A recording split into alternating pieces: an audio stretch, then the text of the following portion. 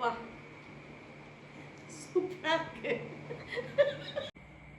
Hi hello welcome to சந்தி special. இன்றைக்கி வந்து ஒரு ஸ்வீட் ரெசிபி தான் பண்ண போகிறோம். அது பாயசமாக வந்தாலும் சரி, இல்லை ஒரு ஸ்நாக்ஸாக இருந்தாலும் சரி, இல்லை ஒரு டிஃபன் ஐட்டமாக இருந்தாலும் சரி, எப்படியா இருந்தாலும் சரி சூப்பராக இருக்கும் இது. ஏன்னா இதில் போட போகிறது எல்லாமே ஹெல்த்தியான விஷயங்கள், அதனால் சொல்கிறேன். இது ஒன் பார்ட் ரெசிபி தான். இது ரொம்ப ஈஸியாக சீக்கிரமாக செஞ்சு முடிச்சிடலாம். எப்படி செய்கிறதுன்னு பார்க்கலாம். முதல்ல நெய் போட்டுக்கலாம்.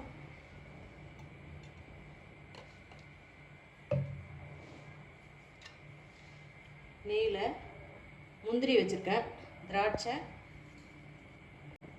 ஒரு 3 ஏலக்காய் வச்சுருக்கேன். இதை போட்டுக்கலாம்.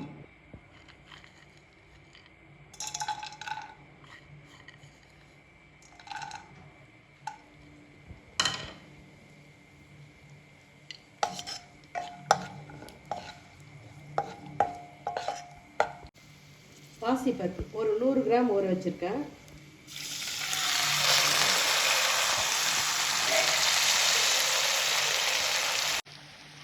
இது கூடயே ஜவ்வரிசி, குட்டி ஜவ்வரிசி, இதுவுமே ஒரு 50 கிராம் தான் இருக்கும். இதை ஊற வச்சுருக்கேன். இதையும் இதில் போட்டுக்கலாம். இது ரெண்டும் வேகணும். ஒரு பிஞ்சு சால்ட்டு போட்டுறேன். இப்போ இது வேகட்டும். இது வேகிற அளவுக்கு கொஞ்சம் தண்ணி ஊற்றிக்கலாம்.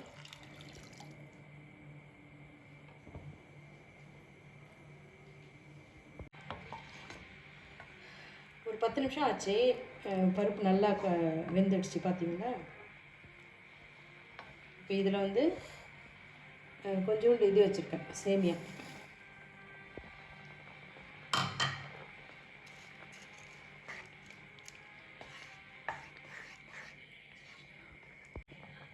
ஒரு 100 ml பால் இருக்குது, காய்ச்சின பால். அதை போட்டு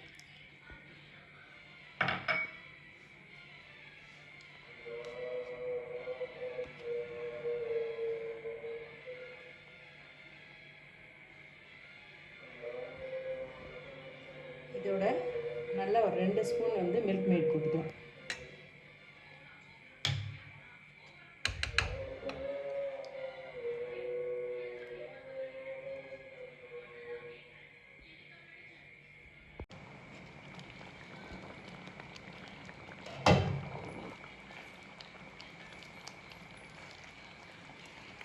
பாசிப்பருப்பு பாயசம் சூப்பராக ரெடி ஆயிடுச்சு.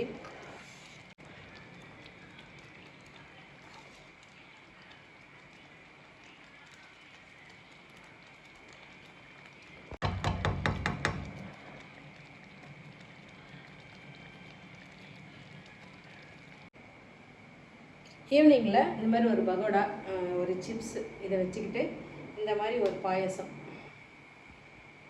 செஞ்சுட்டு இதை சூடாக சர்வ் பண்ணி சாப்பிட்டாக்கா சூப்பராக இருக்கும். ட்ரை பண்ணி பாருங்கள். பிடிச்சிருந்தால் லைக் பண்ணுங்கள். நம்ம எங்கேயாச்சும் வெளியில் போகிறோம், உடனே ஒரு பிரைட்னஸ் வேணும், இல்லை ஒரு க்ளோ வேணும் அப்படின்னாக்கா நாம் வந்து இந்த டிப்ஸை வந்து ஃபாலோ பண்ணலாம். என்ன அப்படின்னாக்கா, கொஞ்சம் தயிர் எடுத்துக்கிட்டு அந்த கர்டில் வந்து நலங்கு மாவு, இந்த நலங்கு மாவை வந்து சும்மா ஒரு டீஸ்பூன் கூட போட்டு, 1 ஸ்பூன் நலங்கு மாவு, இதை போட்டு இதை நல்லா மிக்ஸ் பண்ணிவிட்டு